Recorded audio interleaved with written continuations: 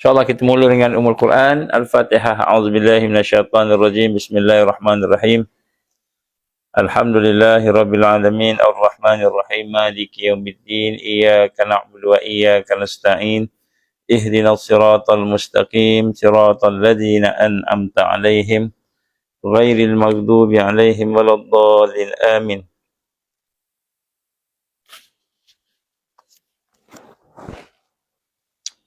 أعوذ بالله السميع العليم من الشيطان الرجيم. بسم الله الرحمن الرحيم. إن الحمد لله نحمده ونستعينه ونستهديه ونستغفره ونعوذ بالله من شرور أنفسنا ومن سيئات أعمالنا. من يهده الله فلا مضل له ومن يضلل فلا هادي له. أشهد أن لا إله إلا الله وحده لا شريك له وأشهد أن محمدا عبده ورسوله. Qala rabbi shrah li sadri wa yassir li amri wahlul 'uqdatam min lisani yafqahu qawli. Rabbi zidni ilman amma ba'. Assalamualaikum warahmatullahi wabarakatuh. Alhamdulillah, pertama-tama kita panjatkan syukur kepada Allah Subhanahu Wa Taala. Dengan keizinan Allah kita diberikan kesempatan pada malam ini untuk bersama-sama setelah kita berbincang panjang pada minggu lepas, pada hari yang terakhir di Khamis, iaitu kita berbincang berkenaan dengan Summit of the Future, Summit of the Future, ataupun kita kata sidang kemuncak untuk masa depan yang telah dibuat di New York oleh United Nations, di dalam General Assembly, dalam satu perhimpunan kepimpinan dunia. Jadi kita juga telah berbincang sedikit sebanyak tentang bagaimana mereka merancang secara komprehensif untuk menguasai dunia ini. Dan insyaAllah sebenarnya saya masih lagi dalam satu keadaan untuk sama-sama kita meneliti beberapa perkara yang sedang berlaku. Dan sebenarnya apa yang sedang berlaku pada hari ini, kalau di peringkat dunia, kita melihat banyak perkara-perkara yang menunjukkan bahawa keadaan semakin panas, dan keadaan semakin panas ni maknanya kita melihat contohnya kalau apa yang berlaku di Palestin pada hari ini, antaranya maklumat daripada media Israel menyatakan bagaimana Israel secara rasmi telah memaklumkan kepada PBB ataupun United Nations bahawa mereka menarik diri daripada perjanjian 1967. 1967 ini iaitu mengiktiraf pelarian Palestin, UNRWA. UNRWA. Jadi kenapakah mereka telah memaklumkan kepada United Nations pada kali ini, iaitu mereka menarik diri daripada perjanjian UNRWA, United Nations Refugees agreement tadi ataupun association tadi, kerana mereka sudah mula menyerang tempat-tempat pelarian, kem-kem pelarian. Dan sebenarnya menyerang kem-kem pelarian itu adalah merupakan salah satu daripada perkara yang kita kata melanggar peraturan undang-undang internasional yang telah dia sign lah. Jadi pada hari ini mereka telah melanggar banyak kem-kem pelarian, kem-kem pelarian yang ada dalam Gaza ataupun di pinggir-pinggir Gaza. Dan kita mendengar bagaimana mereka telah menyerang di utara Gaza, kematian masih lagi ada, bertambah-tambah. Kemudian kita telah mendengar berita bagaimana mereka telah membunuh kanak-kanak pun dibunuh.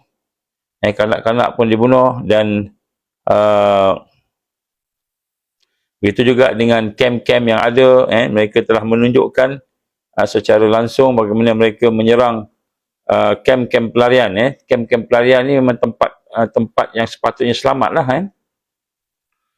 iaitu mangsa-mangsa peperangan. Dan perkara ini masih berlaku dan digambarkan lebih daripada 1,000. Mungkin lebih lah, maknanya 2,000 lah agaknya. di mana kem-kem telah kematian demi kematian telah berlaku. Contohnya di Menteri Kesihatan Gaza ataupun Kementerian Kesihatan Gaza, Munir Al-Bursh, telah menyatakan bahawa 2 hari lepas November 2 itu, kurang-kurangnya 1,200 orang mati, dibunuh, ditembak ataupun dibom oleh Israel ke atas kem-kem pelarian. Kem pelarian namanya kanak-kanak, ibu-ibu kan, orang tua dan sebagainya.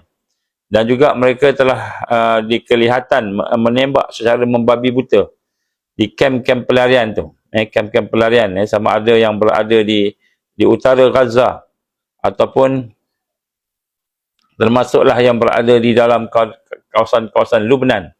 Kawasan Lubnan. Jadi di sini kita melihat bagaimana kematian bayi, kematian kanak-kanak, kematian kita kata wanita-wanita, orang tua, dan semakin bertambah-tambah. Termasuklah kematian para, apa yang kita gambarkan, para wartawan. Ada juga wartawan yang telah dibunuh. Jadi perkara yang sedang berlaku ini adalah merupakan satu perkara yang kita kata Israel seolah-olahnya mahu menghabiskan Gaza, menghabiskan semua sehingga sampai peringkat masuk ke dalam Lubnan, Dan inilah yang telah diumumkan pula oleh,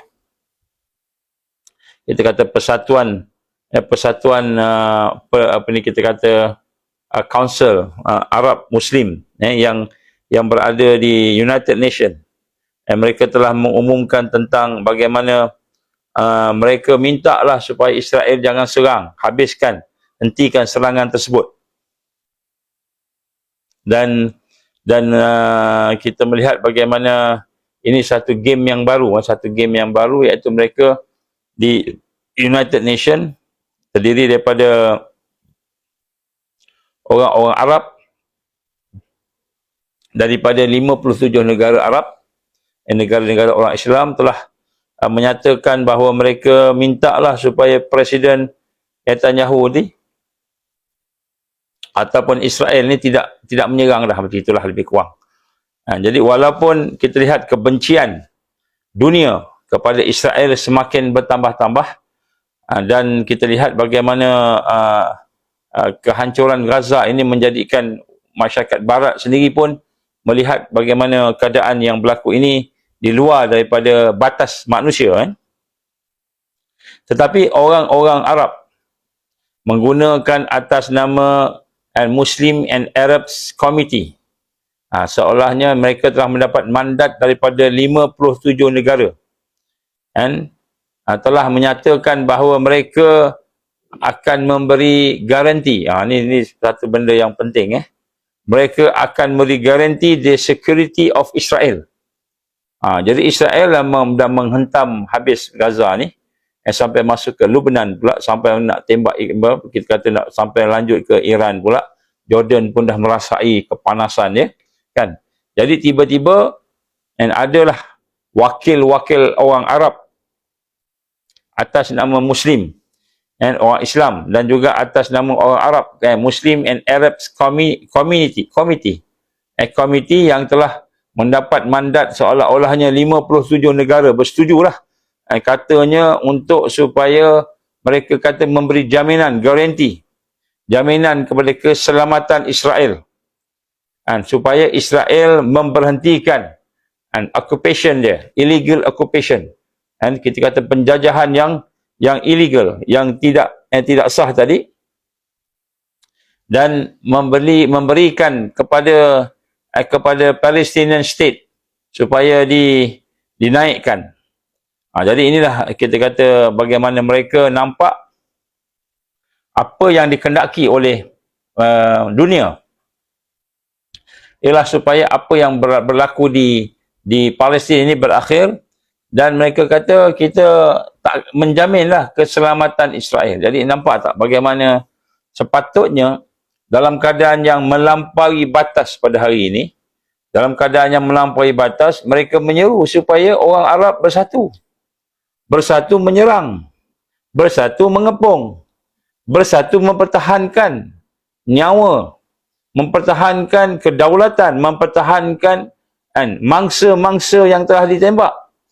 Sehingga kita dapati senang-senang aja dia tembak kata kamp pelarian 1, 2, 3, banyaklah dia tembak kamp pelarian ni sampai masuk ke Lubnan sana. Dan kemudian dia cuma isytihar, dia kata kami tak nak dah, tak ikut dah perjanjian 1967. Ni kata Israel. Jadi pada pandangan kita lah yang logiknya, apabila dia menyatakan bahawa dia sudah tidak mahu ikat dengan perjanjian 1967, kan, sepatutnya negara-negara Arab ni, sepatutnya United Nations kan boleh mengepung Israel dan menghancur dan menjatuhkan mereka. Kita kata mengalahkan mereka lah, kan, sepatutnya, sebab dia dah lepaskan diri dia daripada perjanjian yang akan menjamin keselamatan mereka yang berada di kamp-kamp pelarian. Jadi sekarang ni atas dua alasan besar lah. Dia kata alasan pertama nak habiskan Hamas.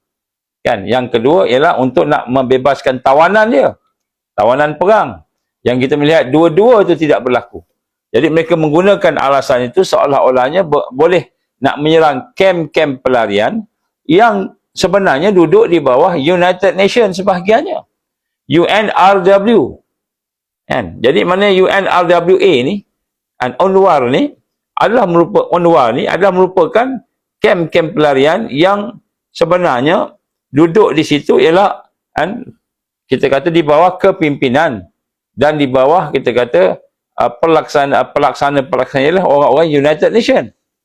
Jadi sepatutnya apabila Israel telah menyatakan bahawa dia tidak mahu terikat dengan perjanjian yang telah mereka setuju pada tahun 1967 dulu, maka bermakna mereka telah melepaskan diri mereka daripada, kan, kita kata keselamatan, security. Jadi di sini kita lihat sebenarnya mereka telah melakukan sesuatu yang luar biasa, kejahatan yang luar biasa. Kan, kalau kita tengok dari sudut bomnya sudah 75,000 tan. 75,000 tan bahan letupan telah dihantar ke Gaza. Bom-bom ni 75,000 tan ni bersamaan dengan 5 kali ganda bom yang telah dijatuhkan oleh Amerika, iaitu bom nuklear ke Jepun, Hiroshima, Nagasaki dulu. Kan, 5 kali ganda. 75,000 tan. Jadi maknanya dengan keadaan mereka telah menggunakan, kita kata kejahatan, bom-bom yang melampaui batas. 5 kali ganda bom nuklear yang telah Amerika jatuhkan di Jepun ketika Perang Dunia Kedua dulu. Malahan, kalau kita tengok institusi pendidikan di Gaza, kita kata hampir 100% habis. Sekolahnya, universitinya habis, dihancurkan. Dengan lebih daripada 11,000 lebih pelajar-pelajar yang telah terbunuh. Dan juga telah merosakkan struktur, kan, perubatan medikal di sana. 34 hospital besar telah dibom. Kan, hospital, we are not talking about, kan, rumah ke, benteng ke, bunker, tak, hospital. 34. Dan kita lihat bagaimana sistem perubatan ataupun medical facilities yang ada di Gaza lumpuh hampir 100%. Dan hampir 100% collapse.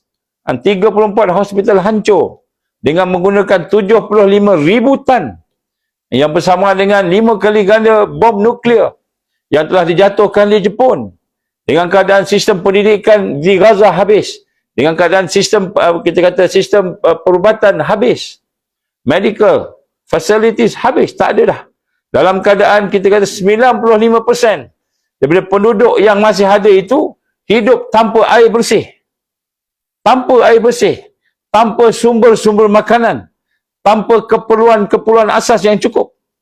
Dalam keadaan yang amat terdesak. Jadi dalam keadaan begitu, kita melihat Israel masih menyerang, malahan sekarang dia telah mula menyerang di kamp-kamp pelarian yang telah kita katakan dijaga sebenarnya oleh United Nations. Dalam keadaan itu, masih ada lagi mereka yang jiwanya jiwa yang mati agaknya, yang hanya mementingkan politik sahaja, minta supaya Israel berhenti dengan dia kata kita jamin kami Arab tak akan serang. Itulah yang dia nak sebenarnya. Jadi sebenarnya peperangan ini akan berkembang. Jadi tuan-tuan dan puan yang dirahmati Allah, kita tengoklah pada hari ini bagaimana keadaan yang berlaku di hadapan kita ini semakin lama semakin teruk. Dengan keadaan sekarang ini, dia bukan hanya tembak rumah, tembak macam mana kita tahu sebelum ini, tapi dia sudah mula masuk ke tempat-tempat yang memang khusus kepada kamp pelarian. Dan kamp pelarian ini pula adalah kamp pelarian yang diselenggarakan oleh United Nations, UNRWA. Jadi sini kita lihat bagaimana keadaan ini dalam keadaan jahat begitu, masih lagi kita melihat sekutu-sekutu Israel masih lagi dalam keadaan mereka mahu bertahan melindungi keselamatan Israel. Sepatutnya bila dia dah mengisytiharkan bahawa mereka dah keluar daripada perjanjian 1967 tu, dan Arab-Arab ni patutnya ambil kesempatan lah supaya bangkitkan bangsa Arab bersatu dan kemudian kepung Israel tu, yang tentera dia kepung daripada semua arah masuk ke dalam, habiskan Israel tu. Sepatutnya macam tu pemimpin-pemimpin yang ada tu, tetapi mereka telah menggunakan atas nama kita kata baiklah, quote and quote lah,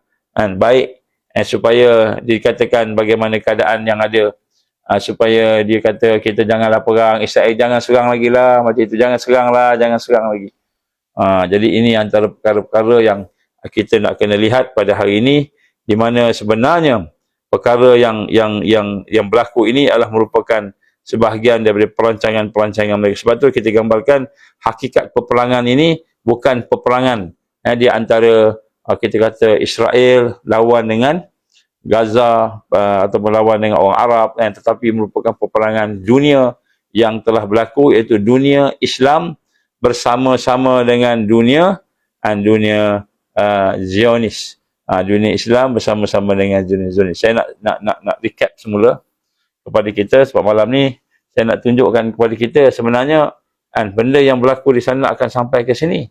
Kita ingat sekarang ni dah jadi satu perkara yang kita kata menakutkan orang-orang Arab di sekitar. Orang Arab di sekitar. Jadi kita tengok hari ni orang Arab yang ada tu sekarang ni seolah-olahnya Israel dah serang Palestin, Gaza dan juga tepi barat dan seluruhnya. Kemudian Israel dah masuk ke kamp-kamp pelarian di kawasan-kawasan di luar Gaza, di utara Palestin dan sebagainya, masuk pula ke Lebanon. Dan sekarang ni 57 negara, 57 di bawah nama Muslim and Arab Committee, Muslim and Arab Committee, ini satu platform yang mereka buat. Mereka menyeru Israel, tolonglah jangan serang, bacul dan penakut. Bacul dan penakut, dalam keadaan anak-anak dibunuh depan mata, dalam keadaan nyawa-nyawa yang ada itu dihabiskan, dalam keadaan tidak ada berperi kemanusiaan, maka mereka masih lagi menyeru supaya perkara yang berlaku ini berhenti dengan hanya kata kami jamin kami tak serang Israel, kami jamin keselamatan Israel, kami jamin janganlah kamu serang. Inilah suara-suara kepimpinan munafik, musyrik. Sebahagian besar daripada mereka adalah musyrikin. Jadi nampak macam Islam aja, tapi rupanya akidah mereka bukan lagi akidah Islam. Sebahagian daripada mereka lah orang Arab ni, dia nampak macam orang Islam, tapi dia bukan. Mungkin dia kita kata agama Bahai ke agama macam-macam lah. Baik. Jadi saya nak gambarkan kepada sahabat-sahabat sekalian, tuan-tuan puan-puan, pada malam ni, apa end game ni? Kemana hala tuju ni?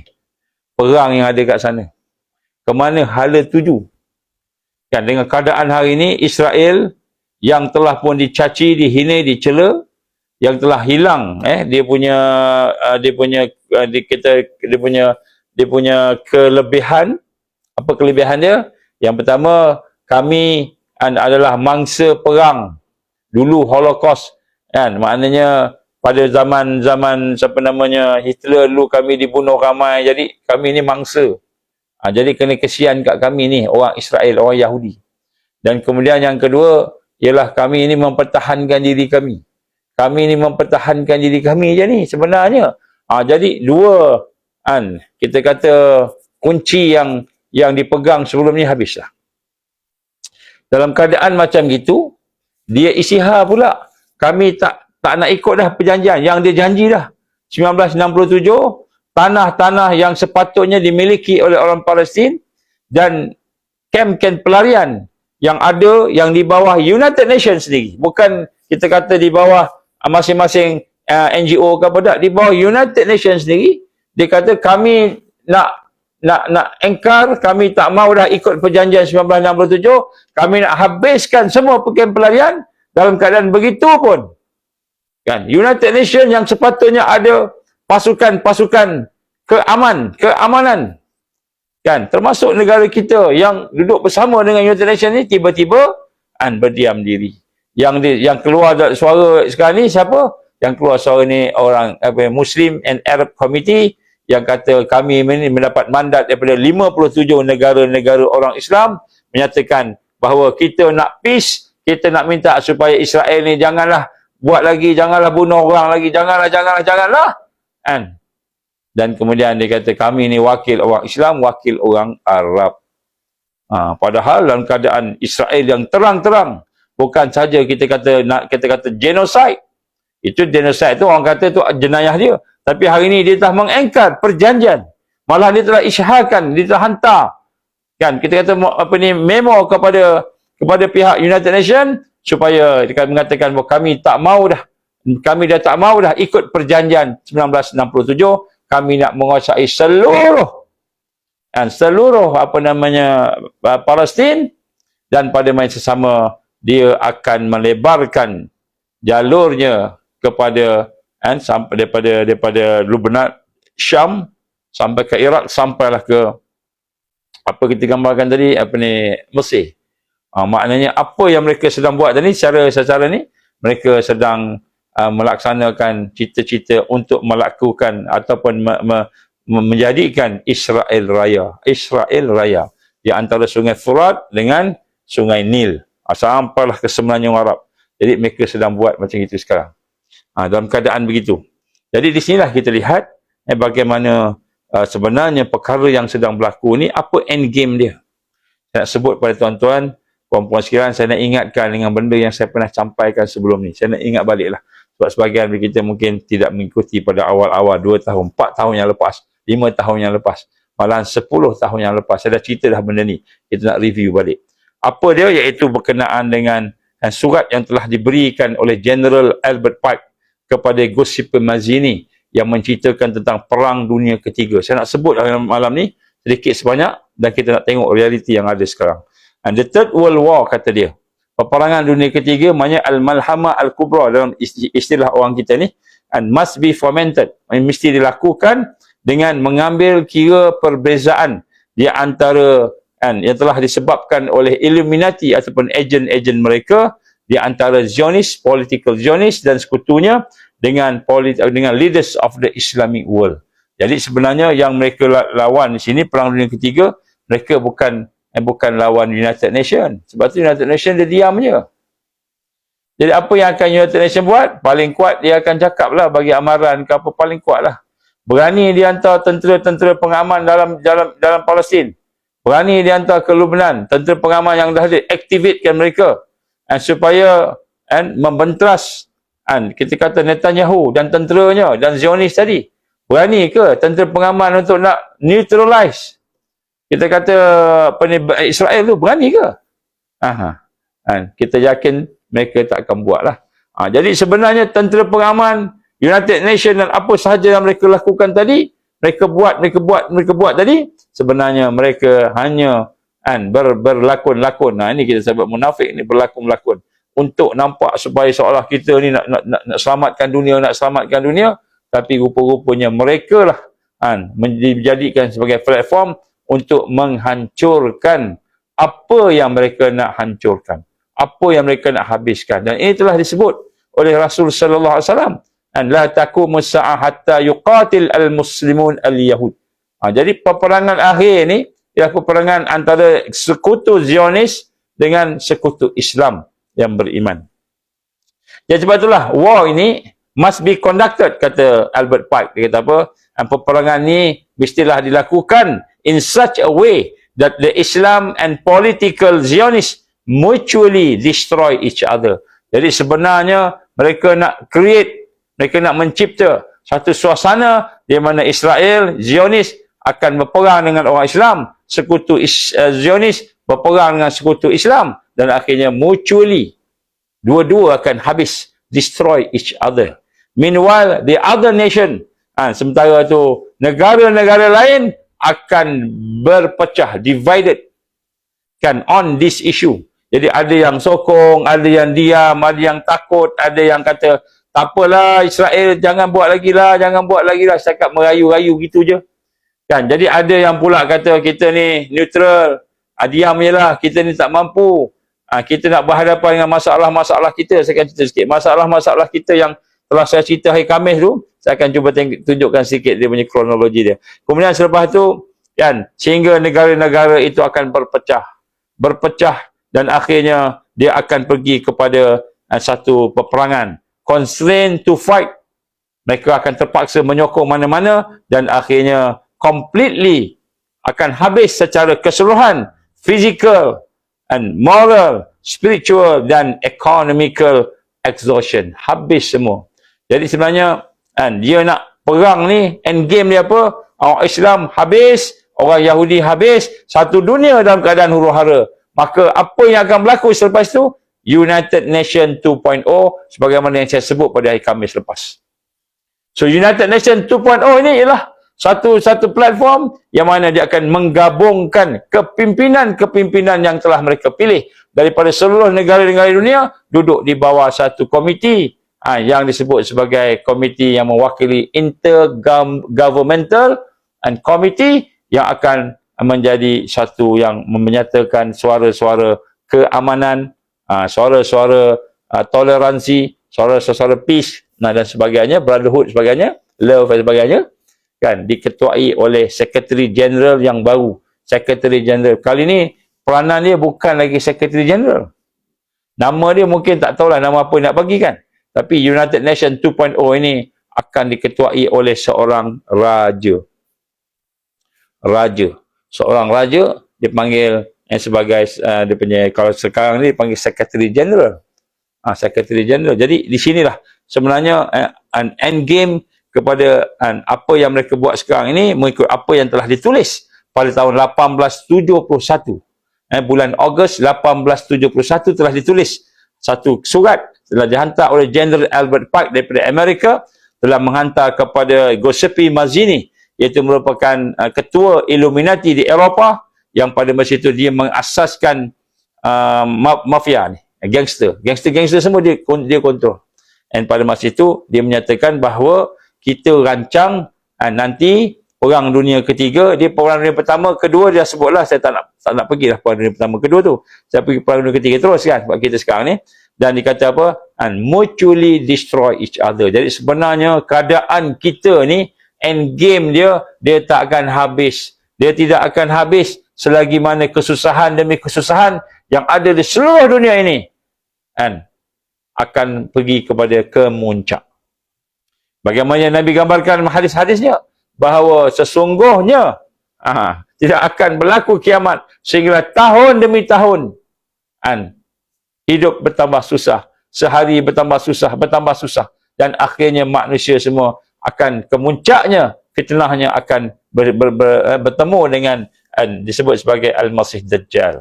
Jadi sebenarnya inilah yang mereka nak lakukan. Sebab itulah pada masa yang sama di tempat-tempat seluruh dunia ini dikata we shall unleash, maknanya bukan saja perang akan menyebabkan ekonomi habis, fizikal habis, moral habis, spiritual pun habis. We shall unleash, kita nak kena kembangkan, kena lepaskan the nihilist and the atheist. Jadi dua jenis manusia ni akan dikembangkan. Nihilist and atheist. Sebenarnya kalau kita kata Dan etis ni macam tak percaya Tuhan.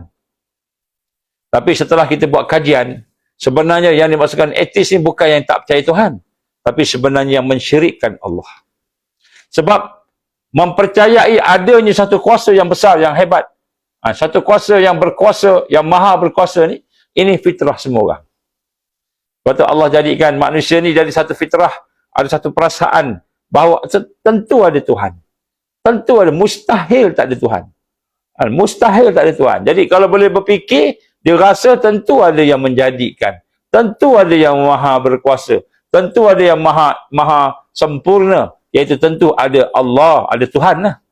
Jadi maksud etis ni bukan etis yang kita faham tak ada Tuhan, tak. Maksud etis ni adalah mereka yang mensyirikkan Allah.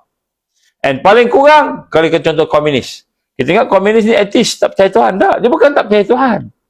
Dia ada juga agama dia. Sekurang-kurangnya dia percaya kepada pagan. Dia percaya kepada atuk nenek dia. Atuk nenek dia gini, ada kuasa lah apa sebagainya. Dia boleh doa kat sana sebagainya kan. Itu sekurang-kurangnya. Sebab itulah Allah gambarkan dalam Quran bagaimana antara Tuhan yang pertama ialah diri dia sendiri, hawa nafsu. Afara'aita man ittakhadha ilahu hawa. Pernah kamu tengok manusia yang tadi menjadikan nafsu dia sebagai Tuhan. Itu satu Tuhan, diri dia sendiri. Kemudian manusia bos dia, jadi Tuhan juga. Kemudian kalau dia tentera, ketua-ketua dia, mungkin pemimpin dia, itu jadi Tuhan juga. Kemudian yang lain pula, duit, dia buat satu kali duit. Duit, dia nak duit, nak cik dunia, itu pun Tuhan juga. Jadi ateis ni sebenarnya bukan tak percaya Tuhan. Hakikatnya sebab fitrah manusia tak boleh tolak. Tak boleh nak tolak ada wujudnya kuasa yang maha hebat yang mencipta segala-galanya. Tak boleh nak tolak dalam kecil hati. Hati kecil ni. Bukan kecil hati, hati kecil. Yang pernah berlaku pada seorang doktor pakar India. Di Malaysia kita. Doktor India, bangsa India. Dan dia ni pakar bahagian membedah. Bedah lah. General surgeon tapi dia pakar. And very expert lah. Satu hari Allah izin anak dia sendiri accident dan terpaksa dibedah. Terpaksa dibedah dan sebahagian yang cerita ialah jantung. Jadi yang cerita ni pakar jantung jugalah. Orang kita, sahabat saya lah. Dulu dia kawan baik dengan saya. Sekarang ni dia kata ini puak-puak anti-vaksin ni. Dia kata dia tak nak kawan dah dengan anti-vaksin. Dia kata bila masa kita jadi anti-vaksin pun tak tahu. Semua main tuduhan-tuduhan. Tak pernah tabayun. Tapi namanya orang Islam, namanya ada fikrah Islam, namanya pendakwah, namanya orang yang mentarbiah, namanya orang yang nak berjuang, berjihad, tegakkan khilafah Islam. Tapi dengan sahabat-sahabat yang dia kenal tu, terus dia kata ni anti-vaksin, anti-vaksin, pakat-pakat sebut anti-vaksin. Bila mana kita daftar masuk anti-vaksin ni? Kita cuma cerita vaksin ini adalah bioweapon, vaksin ni adalah chemical weapon. Saya sebut ni malam ni. Kenapa saya sebut tu? Lama dah sebut dah. Kalau tak percaya, siasatlah. Jangan jok follow WHO je. Macam sekarang, kita follow United Nations. Sampai sekarang, apa yang United Nations buat untuk Palestin? Orang-orang yang dibunuh, orang yang dihancurkan rumahnya, hospitalnya, dan sekarang dah sampai kepada refugee camp. Camp pelarian pun dia bom. Dia tembak. Macam gitu je. Alasannya apa? Ini semua orang Hamas. Ini semua pejuang. Budak-budak, kanak-kanak, wanita.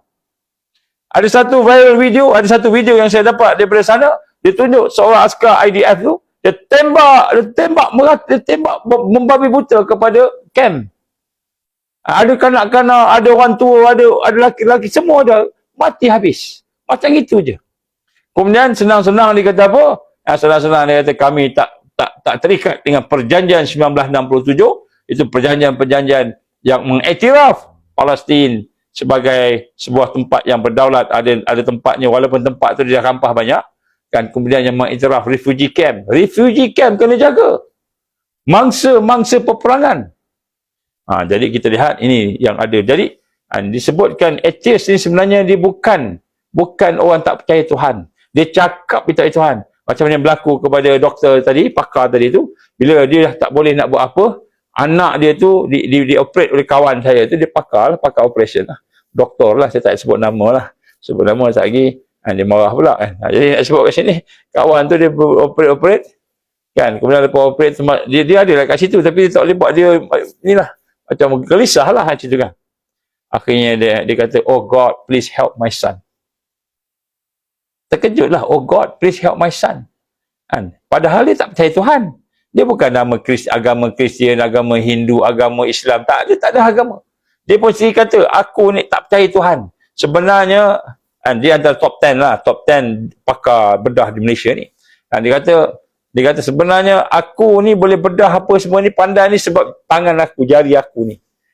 Kemahiran aku ni, ilmu aku ni. Dia kata. Dan dia kata tak ada Tuhan. No God. There is no God. I don't believe in God. Dia sebut begitulah. Tapi bila sampai peringkat anaknya sakit, kena bedah, nak mati dah anak dia tu. Kan, ni doktor pakar ni, negara kita ni, India. Orang India, bukan orang Melayu lah. Dia kata aku, oh God, please help my son. Please help my son. Ini fitrah. Jadi orang ateis ni, walaupun nampak macam dia kita kata nampak tak percaya Tuhan seolah, tapi sebenarnya dalam hati dia ada. Sebab Allah dah sebut dalam Quran, wa ma khalaqtul jinna wal insa illa liya'budun. Tidak aku jadikan jin dan manusia ini melainkan supaya ubudiah, menjadi hamba. Jadi dia tahu ada Tuhan, tapi degil, tak apalah. Jadi maknanya apa yang dia nak keluarkan ketika perang dunia ketiga ni, kita akan mendapati majority akan menjadi orang yang nihilis ataupun atheist ataupun musyrikin. Nihilis ni kan orang yang nampak macam baik sebagainya, tapi dia duduk dalam alam virtual life, virtual reality. Dia duduk dalam maknanya nihilis ni dia tak percaya kepada dunia ni, tak percaya pada akhirat. Lagi teruk lagi lah. Lagi teruk lagi. Baik. Jadi sini kita lihat dia kata kata Albert White, everywhere. Semua. The citizen, rakyat massa, obliged to defend themselves. Terpaksa masing-masing sibuk mempertahankan diri masing-masing against the world minority of revolutionaries, iaitu mereka yang akan memberontak. Jadi akan banyak pemberontakan. Akan banyak huru-hara. Nabi sebut, tidak berlaku akhir zaman sehingga banyak berlaku pembunuhan, peperangan, sehingga berlaku macam-macam. Akan banyak berlaku. And will exterminate those destroyer of the civilization. Akhirnya, civilization, sistem yang ada akan habis. Destroy. Jadi sebenarnya mereka nak buat Great Reset yang disebut oleh Klaus Schwab. Jadi Great Reset ni ialah benda yang telah disebut 1871 dia dah sebut dah. Secara langsung. Destroy semua. Jadi maknanya bukan hanya perang. Perang ni salah satu je. Tapi masing-masing akan berperang menghadapi kesusahan demi kesusahan tadi. Jadi peperangan-peperangan yang dicipta ini akan mengancam, menakutkan, memecah belahkan umat sehingga mereka terpaksa bertahan. Kita sibuk dengan peperangan kita. Sibuk dengan apa yang dicadangkan pula oleh musuh tadi. Solusi dia akan bagi. Dia buat masalah, dia bagi solusi. Pernahkah kita dengar Club of Rome contohnya? Club of Rome. Jadi Club of Rome ini, kan, kalau tak silap saya 1968. Kalau tak silap saya lah. Nanti saya tengok sikit ya. Sekejap. Sekejap. Bateri nak habis.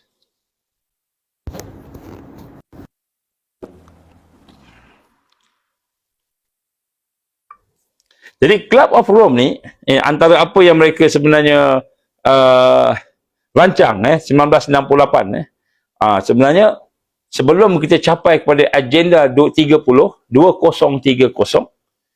mereka telah pun melaksanakan agenda 21. Apa agenda 21 ni? Agenda 21 ni akan menjadikan dunia ni huru-hara. Dunia ni huru-hara. Itu agenda 21. In short lah, kata secara ringkas. Jadi apa yang dibincang saya sebut sikit lah. Yang 1968, kan, satu kelab telah dibuat, The Club of Rome. The Club of Rome ini sebenarnya adalah secret society jugalah. Di mana mereka telah menyatakan tentang banyak benda. Banyak benda yang bersangkut paut dengan gerakan environment, seolah-olahnya gerakan alam sekitar. Menjaga alam sekitar. Jadi, Club of Rome inilah sebenarnya salah satu function yang besar dalam kita kata missionaries iblis ini, geng-geng di Dajjal ini, ialah mereka memikir bagaimana untuk mencipta krisis. Mencipta krisis demi krisis, sehingga kan dia kata dengan krisis itu kan seluruh manusia akan bersatu dan kemudian mereka terpaksa menerima solusi yang dibuat. Jadi solusi itu dibuat.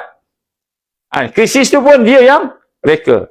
Saya bacakan satu dokumen yang penting telah ditulis, The First Global Revolution, ditulis oleh Alexander King dan Bertrand Snyder. Ini semua orang Club of Rome. Dia kata apa? Ini sebut, saya sebut. Ini ditulis pada tahun 1968 lagi. In searching for a new enemy to unite us. Jadi sebenarnya dia fikir macam mana manusia ini boleh bersatu. Satu dunia boleh bersatu. Maka manusia yang nak bersatu mesti ada common enemy. Mesti ada common enemy, maknanya musuh yang sama. Jadi bila kita ada musuh yang sama, maka kita boleh bersatu. Apabila Kim Jong-un, Korea Utara, menyatakan bahawa mereka akan menyerang Malaysia, jadi pada masa itu berpecah lah. PN lah, PH lah, PKR lah, BN lah dan sebagainya, pecah-pecah. Semua setuju kita nak kena tengok Korea Utara ni. Nak kena jaga keselamatan negara. Jadi dia kata, in searching for a new enemy to unite us, sebenarnya semua manusia ni, we came up with the idea. Kami dapat satu idea, banyak idea lah. Satu, that the pollution, pencemaran ni, asap lah apa benda ni, the threat of global warming, ada global warming, water shortages, masalah air, famine, masalah kebuluran, and the like would fit the bill, dan lain-lain semua yang boleh menyebabkan kita dapat mencipta enemy. Jadi nak cipta enemy ni supaya semua pakat-pakat bersatu, kita kena cipta sesuatu yang darurat, yang emergency, krisis yang menyebabkan satu dunia bersatu. Kerana dia kata apa? All these dangers, semua bahaya-bahaya ni, of course, will cause by human intervention. Semua ini, and of course, datang daripada perbuatan tangan-tangan manusia. That will require a global response, yang akan menyebabkan satu dunia bertindak secara serentak. Ini ditulis dalam The First Global Revolution, ditulis oleh A Club of Rome, oleh Alexander King dan Bertrand Snyder. Ini antara benda yang ditulis. Ini dokumen-dokumen asal dulu nak sebut sini. Jadi yang kita nampak Agenda 21 ni, dia berasas daripada satu blueprint yang telah ditulis 1968 dulu. Berapa tahun tu? Kan? Berapa tahun tu? Jadi nak sebut kat sini bagaimana inilah antara perkara. Kemudian pada 1975 pula, dia cerita pasal ekonomi pula, nak kontrol ekonomi. Kan? Dalam satu deklarasi yang dibuat oleh United Nations, and pada 5 declaration on the second conference and of the United Nations Industrial Development Organization. Ini satu hal lagi. Dia nak bagi negara-negara itu ikut dia. Maka dalam daripada itu, maka mereka telah menyatakan negara-negara ini kita kena jadikan negara yang lemah. Macam mana negara lemah? Ini contoh berlaku. 1975 siapa jadi Perdana Menteri? Tun Mahathir, Tun M. Kan? Jadi kita lihat sini, apa yang berlaku? Kita lihat berlakulah satu revolusi baru. Kita, Malaysia, negara pertanian. Negara pertanian, kita ada mineral, kita ada biji timah, kita ada minyak, kita ada mineral ni sebagai tambahan. Tetapi usaha-usaha yang penting ialah kita kata ialah pertanian. Bertukar menjadi negara-negara yang manufacturing to the developing nation. Kita kata kita nak kena tukar kepada apa? Satu teknologi, industri. Jadi kita tukarlah banyak kan tempat-tempat pertanian ditukar jadi industri. Kilang, manufacturing, tools. Kita kata kita create banyak job dan sebagainya. Tetapi menjadi sebuah negara manufacturing base and jobs. Jadi kita buatlah kilang ni lah, kilang tu lah, macam-macam kilang. Kita tukar kepada industri. Tak fikir dah pertanian. Pertanian jadi secondary.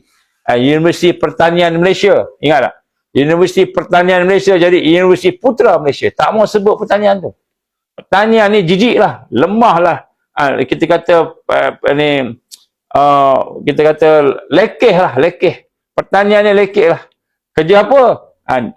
Noreh getah. Oh, noreh getah. Lekeh. Kerja apa? Kerja kilang. Oh, kilang. Kilang.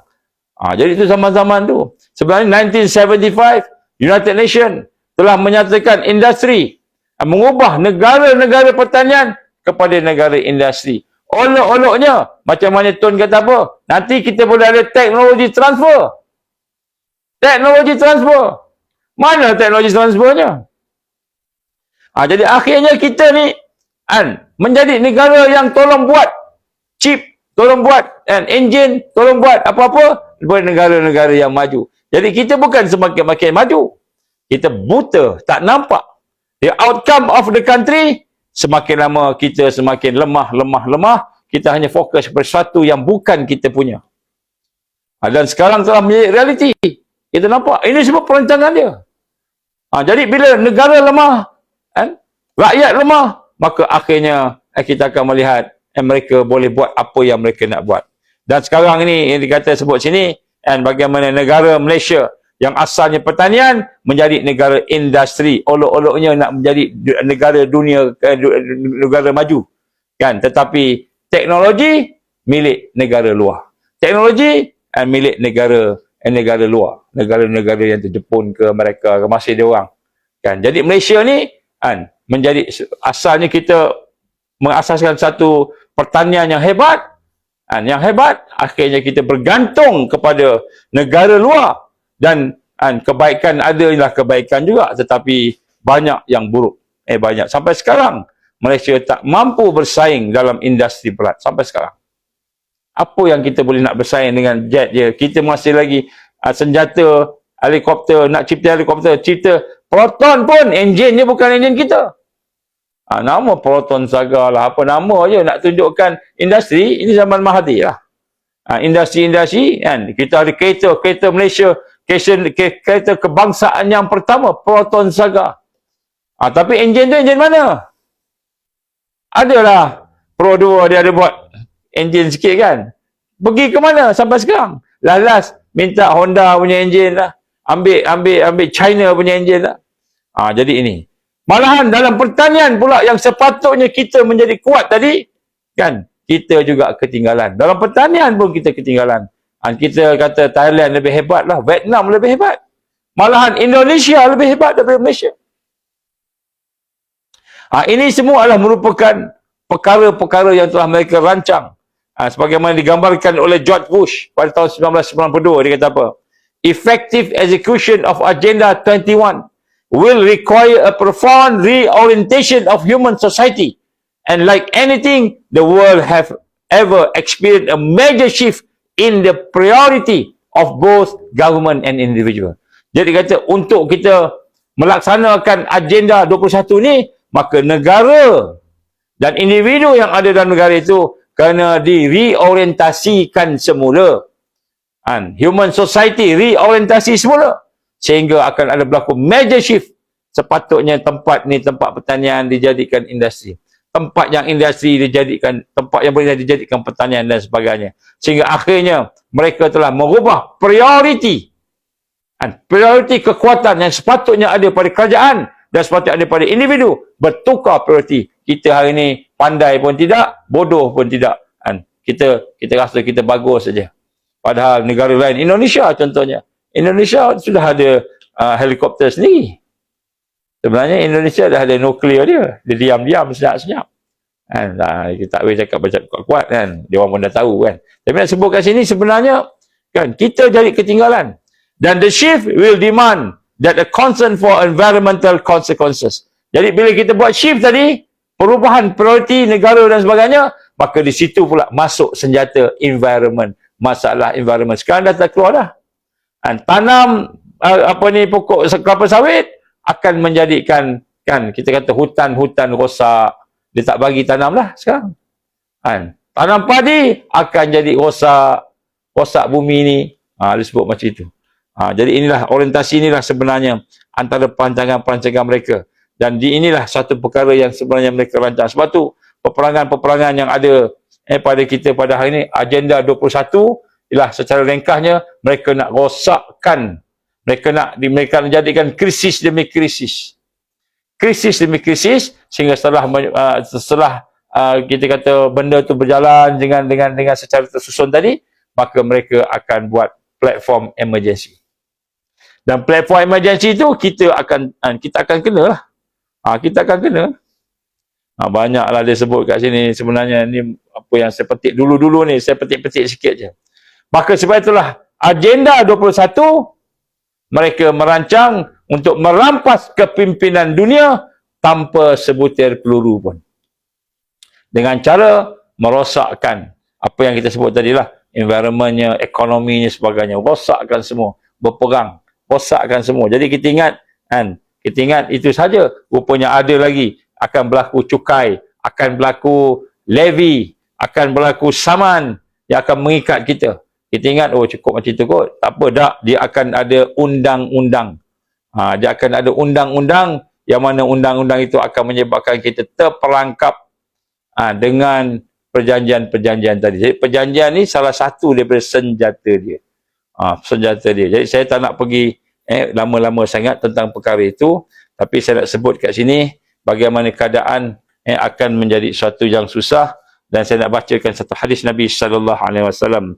Dan bagaimana kata Rasul sallallahu alaihi wasallam dalam satu hadisnya yang diriwayatkan oleh Abu Daud dan sebagainya. Saya baca makna sajalah. Apa kata Rasulullah? Sesungguhnya kemudian di belakang kamu kelak akan ada masa-masa yang menuntut kesabaran ekstra. Akan ada waraikum ayyam sabri as-sabru fih. Yang mana kamu akan sabar dengan kesabaran yang benar-benar, yang lebih lah. Dan orang yang bersabar di atas Islam pada masa itu bagaikan orang yang menggenggam bara api. Dan orang yang beramal ataupun yang berjuang pada masa itu akan mendapatkan pahala 50 orang yang beramal seperti amalnya. Maka Abdullah bin Mubarak berkata, maka perawi-perawi selain daripada Utbah bin Abi Hakim menambah riwayat kepadaku. Pada kata sahabat bertanya, ya Rasulullah, apakah pahala 50 orang di antara mereka itu? Maka baginda menjawab, bahkan pahala 50 orang di antara kamu. Maksudnya bukan di antara sama-sama kamu, sesama mereka, tapi 50 ganda itu dengan dibanding dengan sahabat. Maksudnya bayangkan zaman sahabat. Saya nak sebut sini sikit lah contoh lah. Apa yang berlaku contohnya di Palestin. Kita ingat hari ni agaknya ke mana hala tuju. Endgame dia apa? Endgame dia akan peperangan. Peperangan ni akan menyebabkan berlaku mutually destroy each other. Exhaustion. Semua akan habis. Keletihan lah kita katakan. Habis. Dan kemudian dia akan merebak. Itu bahagian perang. Yang perang lah. Kemudian bahagian ekonomi pun akan ada serangan. Bahagian bencana alam akan ada serangan.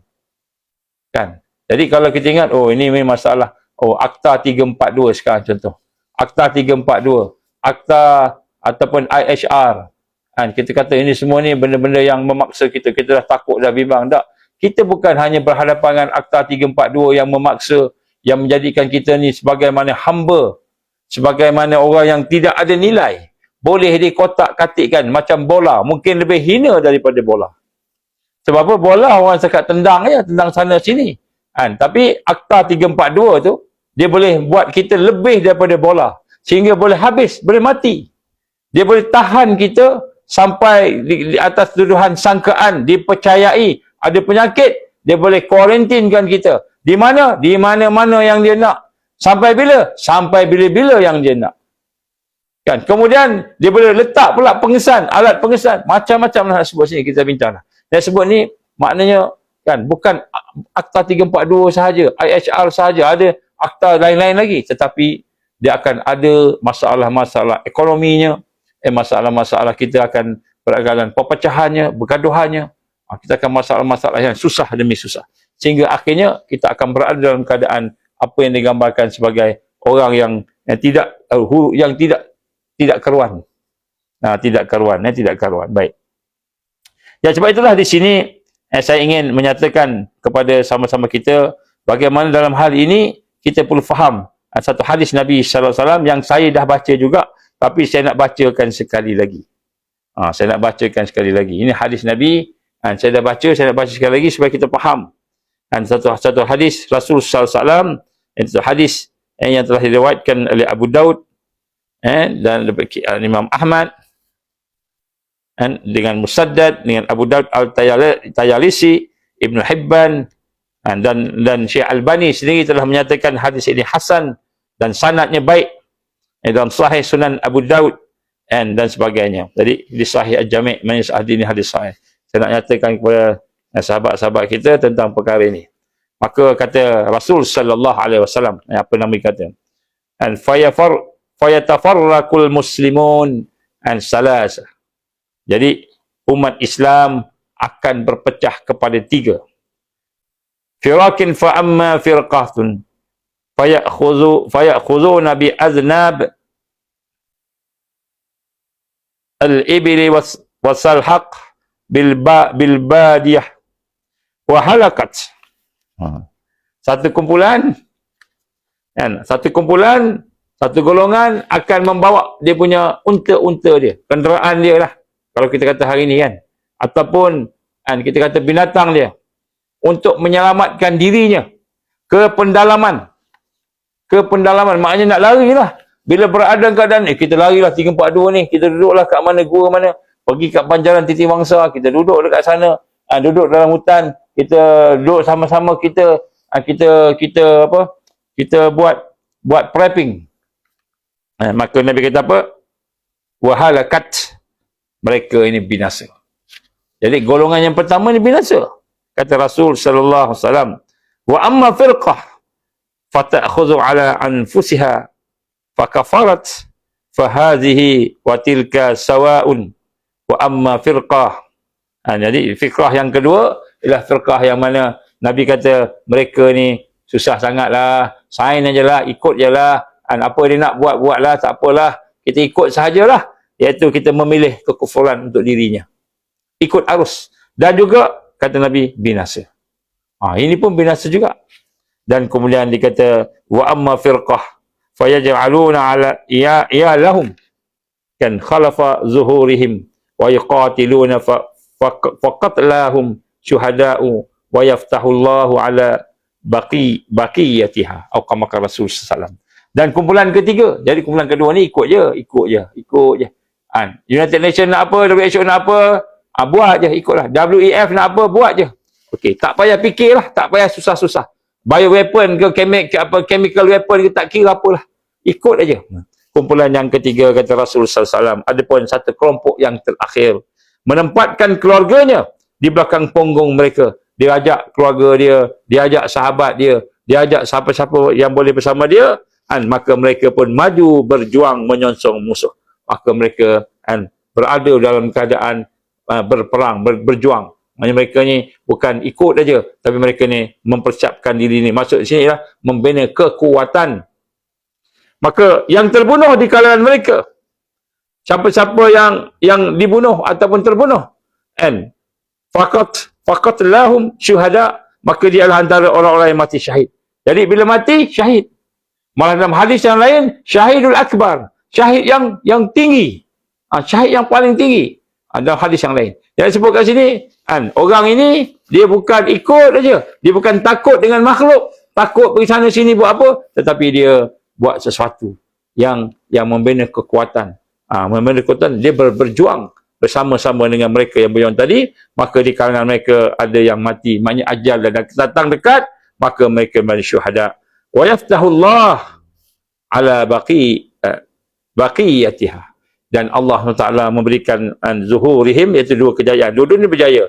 Dua-dua ni berjaya. Yang meninggal tu syahid, yang baki, yang sisa-sisa tadi itu, Allah melimpahkan kemenangan kepada mereka. Yang sisa-sisa Allah bagi menang. Jadi daripada riwayat ni menggambarkan satu suasana di akhir zaman. Zaman kita ni lah. Apabila kita berada di dalam agenda 21 mereka dan menuju kepada agenda 30. Agenda 30 ni kita tak tengok pula. Sekali yang disebut. Jadi agenda 21 ni memang dibagi kita susah, dikepung kita, diboykot kita, dia saman kita, ditangkap kita, macam-macam lah. Sama ada tempat yang negara aman, negara yang perang macam di Palestin dan sebagainya, semua dalam keadaan terkepung. Semua dalam keadaan susah. Maka sehingga kita ni berperang masing-masing dengan peperangan-peperangan masing-masing. Masa ketika itulah digambarkan kesusahan tadi tu agenda 21. Agenda 2030 pula, agenda 30 pula. Nanti nanti kita akan cerita pula 30. 30 ni ialah di mana mereka telah mensasarkan, di situlah kemenangan mereka. Jadi mereka mensasarkan kemenangan 2030. Dia nak menang 2030. Dia apa? Dia kata, kami kena menang 2030. Sebab itulah dia melaksanakan perancangannya sampai kita ni tak boleh keluar. Sikit pun tak boleh lari. Nak lari pun tak boleh. Contoh, dengan terbinanya sistem ekonomi dan disebut sebagai sistem keuangan dunia yang baru. Disebut sebagai Bretton Woods II. Ataupun kita kata sistem keuangan yang kedua berbanding dengan World War II pada tahun 1945 yang mereka dah buat. Jadi mereka nak buat baru. 2020 sepatutnya mereka dah buat adalah digital currency. Complete digital currency. Sebab sekarang ni 80%, 90%. 80%, 90%. Jadi apabila mereka telah berjaya melakukan complete digital currency, maka akan diikuti dengan digital ID 100%, maka kata Klaus Schwab game over. Main tak ada orang dah nak lawan. Tak ada orang boleh lawan lah. Dia kata lah. Itu dia punya fikir. Kita ada tak solusi? Ada solusi. Yang cerita sikit lagi. Jadi 2030 ialah tahun-tahun mereka akan menuai segala perancangan jahat yang dibuat pada tahun-tahun sebelumnya. Jadi agenda 21 kemuncak. Kenapa dia agenda 21 ni kemuncak? Kerana agenda 21 ni mereka tahu dan mereka kenal. Ni iblis terror lah kan. Iblis tahu apa yang Nabi sebut. Kan bagaimana Nabi gambarkan innallaha yab'atsu li hadzihil ummah ala ra'si kulli mi'atas sanah. Kan may yujadilullaha dinaha, akan berlaku satu kebangkitan oleh Allah Taala kepada umat ini. Allah bangkitkan. Kemudian Allah bangkitkan setiap 100 tahun. Jadi dia tahu. Jadi abad 21 ni 100 tahun lah daripada abad 20. Kan 19 24 kan 1342 Hijriah, 1924 Masehi. Jadi itu abad 20. Abad 21 kita kata 100 tahun ni, 100 tahun ni, maka dia kata mesti kita menang. Kalau tak menang, maka Nabi dah sebut, dia tak sebutlah Nabi sebut, tapi dia kata kan secara teorinya memang kita habis. Maka dia kena menang. So abad 21, tapi nak menang tu masa tu Islam nak bangkit. Islam nak bangkit. Baik, kalau tidak ada lah kita kata apa namanya kerosakan kesusahan muslim tadi, dengan dakwahnya, dengan tarbiyahnya, dengan perjuangannya, jamaah-jamaah yang ada seluruh dunia ni, tak kira siapa mana-mana jamaah kan, akhirnya Islam akan mendapat dakwah berkembang dan kita dah nampak dah kan, agama yang paling tinggi dia punya pengembangannya ialah al-Islam. Jadi kita lihat bagaimana keadaan yang ada tu, maka kita kena habiskan fasa terakhir abad 21, perancangan dan abad apa dikata agenda 21. So agenda 21 ni ialah kita pulun semua sekali. Semua senjata dikeluarkan. Semua senjata. Jadi bukan hanya peluru, peperangan, bukan hanya nuklear, bom dan sebagainya macam mana yang kita nampak di Gaza, tetapi juga senjata ekonomi, senjata sosial. Kita akan berpecah-pecah, sama-sama kita bergaduh, sama-sama kita berlawan, sama-sama orang Islam berbunuh-bunuh, berlaku kat Syria kan, orang Syiah bunuh orang Islam, orang Sunni bunuh orang Syiah kan, berlaku kat mana-mana, kat kita sini pun sampai tak habis-habis berdebat. Tapi hati makin keras, hati makin jauh. Bukan berdebat tentang tauhid, makin mendekatkan dengan Allah, makin jauh. Tak boleh nak mentauhidkan Allah. Makin sombong dengan ilmu masing-masing. Sombong dengan ilmu masing-masing. Sibuk berdebat. Terlupa. Sebenarnya tauhid tu, akidah tu, bukan debat. Tapi ia satu yang ada dalam hati. Cahaya yang Allah bagi. Bukan dengan kita pandai, kita terror, kita mentauhidkan Allah. Tak. Lagi tawaduk, lagi rendah diri kita. Lagi kita mentauhidkan Allah. Bukan kita rasa kita betul, saya betul, maka saya yang paling akidah paling mulia. Bukan. Kita rasa kita hamba. Kita rasa kita rendah. Tawaduk, tadaruk. Barulah Allah bagikan, kita kata, cahaya akidah. Cahaya untuk mentauhidkan Allah. InsyaAllah kita akan bincang bab itu kemudian. Saya nak sebut kat sini, kan, bagaimana abad 21 ni sampai peringkat berpecah, sampai peringkat kita bergaduh, kita sibuk dengan dunia. Sibuk dengan dunia. Apa contoh sibuk dengan dunia? Kita buat muhasabah sikitlah. Contoh hari ni minta maaf kita sebut. Kita sibuk dengan dunia. Ada masa-masa kita ni yang kita lalai mengingati Allah, lalai bersama dengan Allah. Kenapa lalai? Main game. Ya, kenapa lalai? Kan duduk dengan sesuatu yang duniawi. Jadi lalai ni salah satu penyakit yang besar. Kan, lalai, berdosa. Kan, jadi lalai dengan Allah tapi kita tak rasa berdosa. Kita tak rasa kita buat. Kenapa? Macam mana boleh timbul lalai ni? Ni kita buat muhasabah sikit. Kita ni orang Islam. Saya kata saya beriman, saya bertakwa, jaga semua sekali. Tapi masih banyak lagi perkara lalai dalam hidup kita. Lagi banyak lagi perkara yang sia-sia dalam hidup kita. Kenapa? Kerana rupa-rupanya kan, apabila kita melakukan satu perkara yang lalai, maknanya kita lebih sayang perkara itu daripada kita sayang kepada Allah. Jadi maknanya rupanya orang Islam hari ni sayang dunia lebih daripada sayang Allah. Sebab tu dia lalai. Susah nak zikir, susah nak baca Quran, susah nak bangun malam, susah nak solat, khusyuk, susah nak ikhlas. Lalai, hati ni lalai. Kerana rupanya hati kita ni sayang kepada dunia lebih daripada sayang Allah. Sebab tu Allah bagi lalai kat kita. Tak ada cahaya. Nak mentauhidkan af'al Allah pun tak boleh. Nengok kipas pusing, nampak kipas pusing, tak rasa. Dalam hati Allah yang menggerakkan kipas. Tak rasa Allah yang maha berkuasa. Tak rasa iradah Allah, bukan iradah aku. Kita tekan petik switch, kipas bergerak. Kita tak rasa Allah subhanahu wa ta'ala iradahnya, kudrahnya, iradahnya, ilmunya. Tak rasa benda yang dalam tadi. Jadi maknanya lalai. Lalai, semayang lalai. Jadi sebab itu disebut ini lalai. Ini salah satu penyakit. Jadi sebab itu kita nak gambarkan kat sini, agenda 21 ni menyebabkan kita ni berada dalam suasana yang jauh daripada Allah. Apa lagi nak mentauhidkan Allah. Jadi serangan tu hebat. Jadi sebab itulah ramai yang ikut arus. Dia tak perasan dia ikut arus. Dia tak perasan. Kenapa? Kerana lalai. Ghaflah. Ghaflah. Jadi sebab itu dalam hal ini, maka kita melihat mereka akan menyerang habis-habisan. Semua senjata akan digunakan. Beruntunglah kita di abad ni. Kenapa saya kata beruntung? Seandainya kita bersama dengan mereka yang berjuang, bersama-sama dengan berjuang dengan sahabat-sahabat kita, insya-Allah beruntung. Tetapi kalau kita gagal, maka kita akan rugi. Rugi yang amat sangat.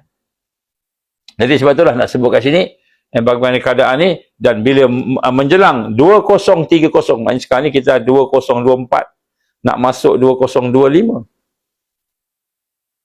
Jadi 2025 ni dia akan menuju kepada kemuncak ni, Jadi kita bayangkan daripada 2019 Disember tu kita diuji dengan coronavirus pun dah cukup nak pecah belahkan kita. Dah cukup nak menipu doktor-doktor pakar. Kan? Doktor pakar majoriti kena tipu. Doktor pakar. Minta maaf lah doktor pakar. Sebab doktor pakar rasa dia lebih pandai daripada yang lain. Aku pakar, tapi aku ikut WHO. Siapa WHO tu? Siapa di belakang WHO tu? Big Pharma. Nama doktor pakar. Tapi alhamdulillah lah kita ada doktor pakar yang dapat kesedaran, yang faham, yang memperjuangkan kebenaran. Sampai peringkat ada yang dibunuh di Amerika, di Eropah, ditangkap di sana. Ada yang sampai peringkat macam tu. Doktor pakar. Minta maaf, itu cerita. Jadi baru diuji dengan satu ujian ni, pandemik. Kan? Maka tiba-tiba kita kata apa? Kita kata, kita dah tak larat lah. Itu bagian doktor, bagian ulama pula, orang alim pula. Kan? Kita jumpa dengan orang tinggi-tinggi, orang besar-besar ni, mufti-mufti ni. Kan? Dia kata, kami tahu ni pandemik. Dia cakap. Kami tahu ni pandemik. Ni ahli majlis fatwa. Kami tahu ni pandemik. Tapi tangan kami kena ikat, kaki kami kena ikat. Nak buat macam mana? Jadi ada ulama yang nak jaga jawatan. Ada ulama yang nak jaga gaji. Minta maaf lah nampak macam kasar saya cakap ni. Kan? Jadi kalau kita nak pegang fatwa, kita kena pegang betul-betul. Jangan jadi orang yang pendakwah ni dia cakap lembut. Kita nak pegang fatwa. Fatwa ni suatu yang membawa kesan kepada akidah, membawa kesan kepada kehidupan. Wahai sahabat-sahabat yang berilmu sekalian, kan? Sekiranya kamu faham yang ini adalah pandemik, janganlah kamu bersama dengan pandemik. Kamu duduk dalam plan dia. Jadi ulama pun kadang-kadang dia confused. Semua orang pakat-pakat terima. Takkan kita tak nak terima? Kajilah, tengoklah. Tengok fakta dan data. Ada seorang mufti tu. Kan, setelah mak ayahnya meninggal dunia, dia panggil buat sakit presentation. Sebelum tu tak nak jumpa. Lepas tu bila dah jumpa, dia cakap, kita lawan habis-habis. Sekarang ni jadi benda lain pula. Kan? Semangat dia. Pasal apa? Kan? Duit. Kan? Jawatan. Kadang-kadang menjadikan pemikiran kita ditutup dan dihijab oleh Allah. Kerana hati kita masih bergantung dengan dunia. Masih bergantung dengan dunia. Masih bergantung dengan sistem yang ada. Ini perkara-perkara yang berlaku. Abad 21 ni ialah serangan habis-habisan. Semua kena. Bukan orang bawah je. Kan? Orang atas pun kena, ulama pun kena, pemimpin pun kena. Sebab tu saya menyeru kepada semua, termasuk pemimpin-pemimpin, termasuk para alim ulama. Kan, bukan kita nak kata, marilah sama-sama kita kembali kepada Allah Subhanahu Wa Taala. Kembali kepada kebenaran Allah Al-Haq. Kan? Tak berbaloi kita bersama dengan syaitan ni, tak berbaloi. Tak berbaloi. Kita kembali bersama dengan Al-Haq. Ini kita, sebab kita memang sedang diserang. Sebenarnya kita sedang diserang. Kita je tak perasan. Kita ingat kita masih okey. Semua. Jadi dia akan bertambah susah-susah. Dan dia punya kemuncak serangan tu apabila digital ID dan digital currency menjadi 100%, maka di situlah akan jadi lebih susah lagi. Sehingga tak boleh nak lari dah. Tak boleh nak lari. Tapi nak buat macam mana? InsyaAllah kita boleh bincang lah. Baik. Jadi maknanya 20 agenda 21 untuk nak keluarkan semua peluru, maka agenda 2030 dia nak pastikan semua yang dirancang berjaya, maka dia nak menguasai seluruh dunia. Lepas 2030 ikut perancangan mereka lah, bukan perancangan kita, perancangan mereka. Mereka nak kuasai seluruhnya, termasuklah agama yang ada. Masa tu fatwa pun dikeluarkan oleh seorang aja, tak perlu ramai-ramai. Seorang menteri je keluar fatwa, cukup. Semua orang kena ikut. Menteri tu siapa? Menteri yang liberal. Sekarang ni tak lagi. Mungkin satu hari nanti, menterinya liberal. Menterinya plural. Pluralisme. Dan sebagainya. Jadi, masa itulah orang akan bertambah sesat. Maka orang beriman bertambah tertekan. Akhirnya berlakulah, kita kata, satu yang Allah takdirkan, iaitu kekuatan-kekuatan yang ada itu bergabung, dan gabungan itu membentuk satu kebangkitan. Akhirnya kemenangan Islam, tertegak Islam seluruh dunia. InsyaAllah mereka nak buat wa makaru wa makarallah. Allah tentulah akan buat perancangan jahat juga untuk mereka, dan insyaAllah 2030 tu bukan mereka yang menguasai, tapi Islam yang akan menguasai. Jadi bila sampai 2030 tu, maka kita kena sama-sama melihat. Kalau mereka menang, maknanya orang Islam dah habis. Habislah. Yang tinggal Islam yang munafik. Tetapi insya-Allah, Nabi gambarkan dalam hadis-hadis sahih, dan Allah juga menggambarkan dalam ayat-ayat dia, la tazalu ta'ifa min ummati zahirina 'alal haq. Akan ada sentiasa di kalangan umat aku ini, ta'ifah, kelompok yang akan diberikan kemenangan di atas kebenaran tadi. Maknanya kalau mereka nak habiskan seluruh taifah yang ada di dunia ini, maka maknanya mereka sebenarnya nak menghabiskan nyawa-nyawa mereka sendiri. Jadi sebab tu kita sebut sini, bukan maknanya kita ni takkan akan kalah, tapi nak sebut sini janji Allah kita menang. Janji Allah kita menang. Jadi sebab tu apa nak kena buat? Apa nak kena buat? Baik. Jadi daripada hadis yang kita baca tadi menunjukkan bahawa Nabi SAW menggambar pada kita umat Islam akan pecah tiga apabila apa ni kata kita kata kesusahan itu pergi kepada memuncak, kita pecah tiga. Yang pertama, yang ada kesedaran takut lari. Dia ingat lari. Sebab tu solusi Muslim Village bukan solusi. Muslim Village bukan solusi. Muslim Village hanya strategi. Hanya strategi saja. Prepping bukan solusi. Prepping strategi. Jadi kalau kita faham solusi itu strategi, maka kita dah tertipu dengan sistem. Memang dia seorang macam itu. Kita ingat kita boleh lari ke?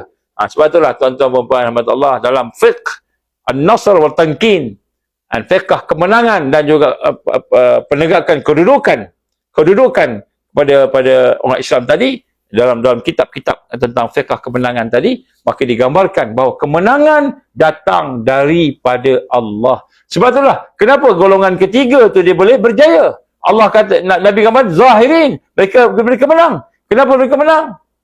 Kerana kemenangan daripada Allah. Kenapa kemenangan daripada Allah? Kerana mereka membantu agama Allah, mereka berjuang. Ya ayyuhallazina amanu in tansurullah wa yansurkum wa yushabbit aqdamakum. Wahai orang beriman, bantulah agama Allah, berjuanglah pada jalan Allah, maka Allah akan bantu kamu dan Allah akan tetapkan kaki-kaki kamu di atas jalannya. Maka sebenarnya di sini yang kita nak kena faham, bukan lari, bukan prepping, itu strategi. Itu hanya sebagai strategi. Nak duduk kat sini ke, nak duduk kat sana ke, duduk dalam gua ke, duduk dalam hutan ke, duduk kat bandar ke, duduk kat mana, itu semua strategi. Strategi saja, yang mana yang paling sesuai dari sudut suasana yang ada pada masa itu. Tapi yang sebenarnya ialah kita berjuang. Berjuang ni apa? Maknanya kita kembali semula kepada sunnah Rasulullah sallallahu alaihi wasallam.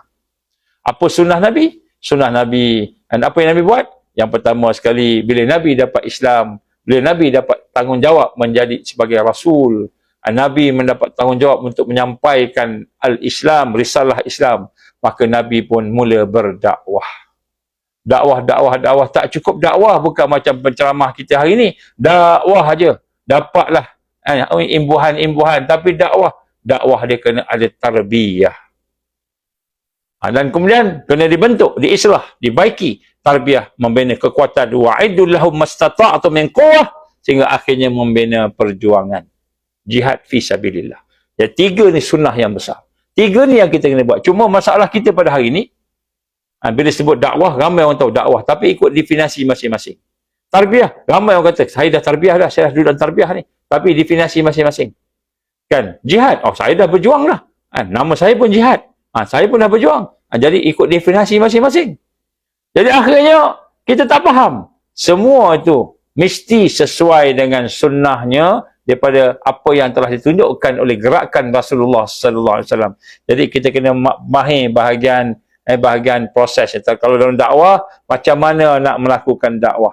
Dakwah ni bukan hanya sekadar berceramah, tapi dakwah ni membina kekuatan. Sebab sebenarnya JDT, Jihad Dakwah Tarbiyah ni kan sebenarnya dialah untuk membina kekuatan. Bukan sekadar buat aja. Kan hari ni ada Fakulti Dakwah dan Kepimpinan. Kan contohnya kan di UKM. Ada Fakulti Agama dan sebagainya lah. Ada Jabatan Dakwah dan sebagainya. Tetapi dakwah yang dimaksudkan sekadar cakap kat orang, ceramah kat orang. Ini ustaz-ustaz kita faham dakwah ni ceramah. Kalau dia beli ceramah tu, dia kira puas hati lah. Penat lah hari ni. Kenapa? Tiap-tiap malam saya ada ceramah. Malam kuliah maghrib, malam ada buat ceramah, siang pula, pagi tu pula kuliah subuh. Penat, letih. Dia puas hati. Tapi orang yang datang ceramah tu, kan, hidup tak hidup hatinya, bertambah berdekat dengan Allah ke tidak, islah tak islah ke, dia tak kisah. Tidak berlaku tarbiyah. Tak berlaku tarbiyah. Jadi kita kena faham konsep sistem ini. Dan akhirnya dakwah membina kekuatan, tarbiyah membina kekuatan, dan perjuangan membina kekuatan. Dan bukan hanya sekadar itu sahaja. Mesti ada hubungan. Hubungan sesama kita ni, ukhuwah, membina satu yang tersusun. Banyak benda-benda yang perlu kita faham. Sebab masuk perjuangan ni, Nabi tunjuk kat kita. Saya bagi satu contoh lah. Peperangan Yarmouk. Kita akan berhadapan macam peperangan Yarmouk. Peperangan Yarmouk ni, dalam riwayat-riwayat yang masyhur, menggambarkan tentera Islam hanya lebih kurang 20,000, mungkin 40,000 paling banyak. Katalah 20,000. Lebih kurang. Tentera musuh pula, 240,000 ada sampai 400,000. Katalah 242,000, katalah. Kan? Jadi 20,000 dengan 200,000. Satu nisbah 10. Kan? Satu nisbah 10. Satu orang 10 orang. Dan kemudian dengan kelengkapan mereka pula. Dengan kelengkapan mereka, kuda mereka dan sebagainya Rom ni kan. Jadi melaut orang ni. Contohnya kan. Jadi apabila pada hari di mana mereka nak bertempur tu, maka Khalid Ibn Walid radhiyallahu an, sahabat Nabi sallallahu alaihi wasallam, telah memberikan pidato, wahai tuan-tuan, saudara, sahabat-sahabat sekalian. Dikasih tahu ada 1,000 orang sahabat Nabi, 1,000 orang sahabat, dan lebih kurang ada 100 orang ahlul badar dalam peperangan Yarmuk. Jadi wahai sahabat, hari ini adalah hari yang baik untuk kita syahid fisabilillah. Contohlah dekat dia, adalah di ucapan dia. Jadi ada seorang duduk sebelah tu, dia kata, kan, ramainya askar-askar ni, ramainya dia orang, kita ni berapa kan? Khalid bin Walid terus bukan pancung ni kan, terus potong cakap dia lah. Potong cakap dia kan. Jadi nak sebut sini bagaimana jiwa sahabat yang ada pada masa tu hebat kan, jiwa sahabat. Jadi kekuatan jiwa, kekuatan akidah, dan kekuatan akidah iman, kekuatan akhlak, kekuatan ukhuwah dan sebagainya. Kemudian kekuatan strategi, taktikal, kekuatan senjata, kekuatan sebagainya lah kan. Jangan sebut kat sini persiapan tu. Kan? Persiapan keseluruhan. Dan kita ni seperti seolah-olahnya dikepung sekarang ni. Dikepung. Tentera Ahzab kepung kita, bayangkan. Jadi siapa yang kita nak minta ni? Pada mana yang kita nak bergantung harap ni? Tidak lain hanya Allah. Jadi sebab itulah bila berhadapan dengan suasana yang agenda 21 ni, sebenarnya mukmin dikepung. Kita nampak macam susah kan? Nampak semua orang susah. Dan orang bukan Islam pun susah juga. Kan, orang bukan Islam pun menghadapi masalah juga. Tapi mereka berhadapan dengan masalah sekadar masalah dunia. Bagi orang beriman, itu golongan yang ketiga tadi, yang digambarkan oleh Allah tadi, golongan ketiga tadi, mereka melihat perkara yang berlaku bukan sebagai halangan, tetapi sebagai peluang untuk mereka mendapatkan sama ada mati ahsanul khatimah, mati yang terbaik, itu syahid fisabilillah, ataupun mereka mendapat kemenangan. Jadi lagi susah, lagi banyak, lagi hebat, maka disitulah Allah akan menganugerahkan lebih hebat lagi kebaikan-kebaikan. Jadi orang yang faham ni, dia akan nampak. Maka tak ada ketakutan pada dia. Kan? La khaufun alaihim, tidak ada ketakutan. Walahum yahzanun, tak ada kesedihan. Kenapa? Kerana mereka faham dan mereka memproses diri mereka kekuatan. Jadi apakah solusinya? Solusinya adalah kita bergabung bersama-sama dengan mereka yang mahu berjuang, yang ada kesedaran tadi di atas dasar jihad, dakwah dan tarbiyah. Kita kena bersama-sama. Maka kena carilah sahabat-sahabat kita yang dekat, yang jauh. Cari sama-sama taifah yang ada di kalangan keliling-kelalang kita ni. Cari siapa yang mempunyai kefahaman dari sudut gerakan Rasul sallallahu alaihi wasallam. Siapa yang punya kefahaman dari sudut tarbiyah Rasul sallallahu alaihi wasallam. Siapa yang punya kefahaman dari sudut dakwah Rasul sallallahu alaihi wasallam. Maka bergabung dengan mereka, bersama dengan mereka, membentuk satu taifah yang benar-benar menghayati realiti yang ada ni, realiti perjuangan pada hari ini, realiti Badar. Kita akan berhadapan dengan peperangan yang sama macam Badar dulu, iaitu kalau kita kalah, maka Islam akan hancur, kerana mereka akan menjadikan manusia ini sebagai transhuman, sebagai cyclone dan sebagainya lah, posthuman sebagainya. Mereka akan jadikan manusia ni manusia yang habis, sesat 100%. Itu dia. Maknanya macam Nabi doa dulu kan, Nabi kata apa? Ya Allah, seandainya kumpulan ini yang kecil ni kalah, ya Allah, maka tak ada orang dah yang akan menyembah Engkau. Tak ada orang akan rokok dan sujud pada Engkau. Ya Allah, ya Allah, ya Allah, tolonglah kami, ya Allah, tolonglah kami. Bagaimana perang Badar dulu doa Nabi begitu. Begitulah pada hari ini dalam peperangan Badar pada zaman kita ini, iaitu kita berhadapan dengan taifah. Taifah kita kata segerombolan musuh satu dunia. Satu dunia. Dan kalau zaman Nabi sallallahu alaihi wasallam dulu kan berhadapan dengan musyrikin, berhadapan dengan Persia dan Rom. Jadi kita akan berhadapan dengan seluruh dunia, termasuk golongan munafik, musyrik yang nampak Islam dan mereka memegang kuasa. Mereka ada kekayaan dan dana. Ini yang kita berhadapan. Jadi kita, kalau zaman Nabi dulu, munafikin minoriti. Yahudi tak kuat macam sekarang. Contohnya, kita berhadapan dengan bukan sahaja dengan musuh-musuh, kita kata Zionis lah dan sebagainya tadi, kita akan berhadapan dengan golongan munafikin yang pegang kuasa, munafikin yang ada dana, yang ada kekuatan-kekuatan yang Allah izin. Maknanya perjuangan yang berhadapan Badar yang berlaku pada akhir zaman ni, dia punya intensitinya, dia punya keseriusannya cukup kuat. Tetapi jangan bimbang, jangan takut, kerana Allah janji menang. Allah janji menang. Jadi siapa yang bersama dengan perjuangan, dia confirm menang insya-Allah. Yang kita bimbang, kita tak bersama dengan perjuangan. Kita ikut saja arus yang ada. Itu yang kita bimbang. Kita ikut je apa yang ada. Kan? Atas nama fatwa, padahal fatwa tu berasaskan ciri-ciri nifak di dalamnya. Ciri-ciri pengecut dan bacol di dalamnya. Ciri-ciri mensyirikkan Allah. Fatwa tapi mensyirikkan Allah. Minta maaf no. Jadi kita nak kena hati-hati pada hari ni. Sebab tu kita nak sebut sini, saya bagi satu contoh lah. Kan, ilmu yang bermanfaat. Apa maksud ilmu yang bermanfaat? Kita hari ni banyak cerita ni. Kita kalau tengok kat YouTube ni ada banyak ceramah ni. Ada banyak ceramah. Ada banyak program dekat YouTube lah, dekat FB lah, macam-macam. Macam-macam majlis ilmu. Tapi ilmu mana yang paling penting? Ilmu yang paling penting lah ilmu yang bermanfaat. Apa benda ilmu manfaat? Definisinya, ulama muhakkikin mendefinisikan ilmu yang bermanfaat. Ini nombor satu, ciri dia. Ilmu yang menghidupkan hati kita dengan kesedaran, kekuatan iman, ihsan dan taqwa. Bukan ilmu yang banyak, hebat, ramai orang datang, berdebat sana, berdebat sini. Yang dapat kebencian, yang dapat makin jauh daripada ukhuwah, yang dapat makin marah, yang dapat makin geram. Bukan yang dapat tu makin dekat dengan Allah. Jadi ilmu yang manfaat ni, ilmu yang menyentuh hati, yang memberi kekuatan iman, takwa, memberi kekuatan untuk beramal kepada Allah Subhanahu Wa Taala, berjuang.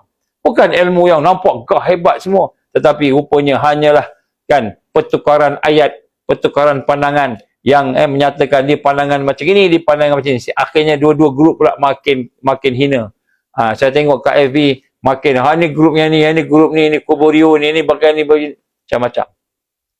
Jadi bukan menyatukan hati kita untuk berukhuwah, untuk bergabung, untuk membina kekuatan sama-sama melawan musuh yang mengepung. Al-Ahzab ni, tentera Ahzab yang mengepung kita ni. Tetapi kita duk bergaduh sama kita. Lari daripada, kan, kita kata aulawiyat, keutamaan di dalam beramal, keutamaan dalam berfikir dan merasai. Ini benda-benda yang kadang-kadang kita tak perasan. Ini juga merupakan perkara yang berlaku hari ini, yang memang dirancang. Memang dia orang rancang. Ada. Saya minta maaf, ada. Di kalangan orang-orang alim, quote and quote orang alim, ada. Yang memang belakangnya ada orientalis. Yang mereka memang mereka ditrain oleh orientalis. Dan memang mereka dibayar duit. Ada yang bayar duit. Dapat duit. Kita ingat, mereka buat macam ini, macam sama-sama saya. Tak. Mereka ada yang biaya di belakang. Ada yang biaya. Siapa yang biaya ni? Orang-orang yang mahu memecah belahkan umat. Jadi sebab tu ilmu manfaat sendiri tu, contohnya ilmu yang bermanfaat ialah ilmu yang bermula dengan cahaya Allah, yang menyebabkan hati kita semakin dekat dengan Allah, semakin tertingkat ikhlas kita, tertingkat kesedaran kita, rasa nak bersama-sama dengan kebaikan, rasa nak membina ukhuwah dan kasih sayang, rasa sama-sama nak berjuang sama-sama, hidup bersama dengan Islam, mati bersama Islam. Tu ilmu yang melahirkan amal. Itu ilmu yang bermanfaat. Tapi amal dekat mana? Amal bermula di hati, bukan bermula di fizikal. Amal bukan mula dekat otak ni. Kita duk kecam orang sana, kecam orang sini, tuduh orang sana, tuduh orang sini. Jadi banyak ni kita kata ilmu, majlis ilmu yang macam mana? Banyak. Macam-macam. Tetapi kita kena mendekati majlis ilmu yang benar-benar membina kekuatan ummah. Yang tidak ikut apa yang digambarkan sebagai perancangan jahat mereka, agenda 21. InsyaAllah kalau ada kesempatan kita akan sambung lagi pada masa-masa akan datang. Saya minta maaf, saya mohon ampun daripada Allah dan minta maaf kepada tuan-tuan dan puan. Kebanyakan daripada apa yang saya sebut ni, saya dah sebut banyak kali sebelum ini. Kebanyakannya dan tujuan saya ulang balik. Saya ulang balik apa yang saya sebut ini supaya kita faham betul-betul. Sebab tipu daya yang dilakukan oleh syaitan, iblis oleh tentera-tentera Dajjal, oleh sistem mereka. Tipu daya yang sangat halus. Kita tak nampak. Malahan bukan kata tak nampak, kan? Tak perasan langsung. Tak perasan. Kita ingat baik. Rupanya itu perancangan jahat. Perancangan jahat. Nampak macam bagusnya Islamnya. Takwanya. Tak, perancangan jahat. Ini perkara-perkara yang kita nak sama-sama perhatikan. Sebab insya-Allah kemenangan yang Allah nak bagi itu kemenangan yang menyeluruh. Allah nak bagi kemenangan yang menyeluruh. Maka kita kena bertindak bersama-sama secara komprehensif juga. Secara bersama insya-Allah. Mudah-mudahan Allah SWT memberikan kepada kita kekuatan bagi mereka yang ada kelapangan. Mungkin pada hari Ahad ni ada satu program kita buat di Rimbunan Kasih di Melaka. Jadi siapa yang ada kelapangan bolehlah join Ahad pagi tu kita buat gotong royong sama-sama kan. Lepas tu Ahad petang tu kita buat perkongsian sikit lah petang dan malam tu. Siapa yang ada kelapangan datanglah. Siapa yang dekat-dekat lah insya-Allah. Sebab kita tahu sahabat ramai jauh-jauh. Tapi mudah-mudahan bila kita dapat datang tu, mudah-mudahan kita dapat bertukar-tukar fikiran insya-Allah.